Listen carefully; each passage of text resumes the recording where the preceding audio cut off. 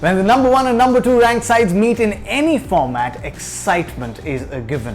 When the two sides are England and Australia and they meet in a T20I series, excitement hits its peak, and that is exactly what happened as England took on Australia in a 3-match T20I series. My name is Tanay Tiwari and I bring to you the 5 things that we learnt from the England vs Australia T20 series. Ever since his rearguard action against Pakistan in a test match in Manchester, Jos Buttler has not looked back. His inclusion in the T20Is for the series against Australia though did raise a few concerns. Would he be able to translate his form with the red ball in the white ball format? And it took 7 balls in the first game for him to show exactly why he's so special. He stepped down to Ashton Agar and hit him for a huge 6 right over the bowler's head, making his intentions very clear. A 44 in the first T20I helped England to a competitive total. A 77 not out in the second one ensured that despite losing 3 wickets for just 29 runs, England did not suffer a batting collapse. Jos Buttler drove them home. Stuart Broad calling him the greatest white ball player that England has ever had. The Rajasthan Royals though would be shocked to bits seeing how Jos Buttler has taken up the responsibility and delivered for his side.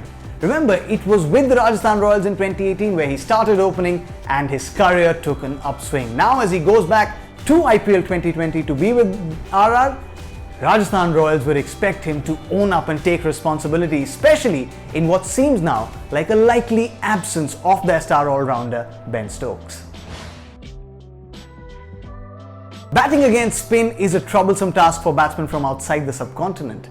But the way Australia's batsmen have batted against spin in this series spells trouble not only for the Australian outfit but also for the outfits that they will go on to represent in IPL 2020.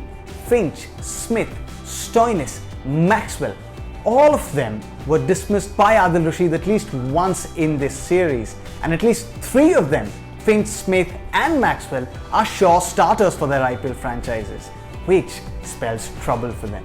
Finch, for example, in the final T20I failed to read a googly out of Adil Rashid's hand, the ball going through his gate, knocking him over. And with the pitches being slow, low and turning in the UAE, the oppositions and teams will keep that in mind when planning against these batsmen. Glenn Maxwell is a superstar in the T20 circuit, and that is why when he came on to play for Australia for the first time in T20I since October 2019, the excitement was really high. Add to that his century in the warm-up game and everyone expected a lot out of Glenn Maxwell in this series, although it turned out to be a dud. Adding to that though were Maxwell's shot selections.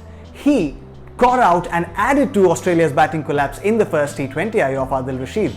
In the second one he got out to Chris Jordan chasing a wide one outside off stump, and then in the third he tried reverse sweeping one off Adil Rashid when he was batting at 6 after facing 10 balls. Which means he ends the series with paltry numbers against his name and his shot selection under a lot of scrutiny.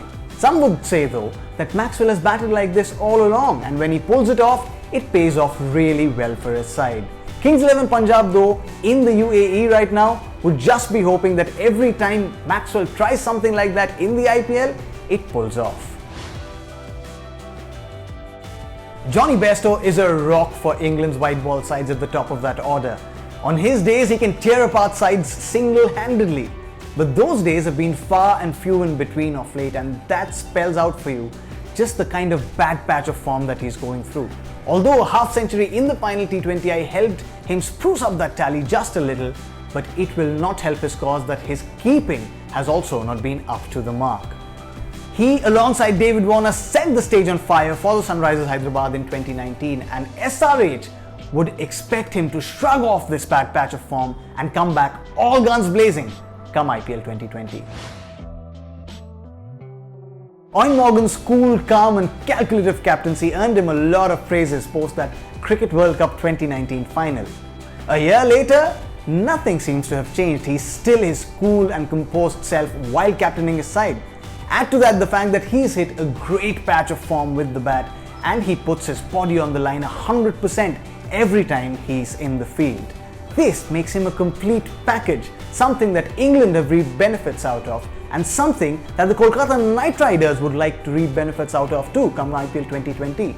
He would be a key asset for them to contribute to that leadership group and probably take KKR to greater heights.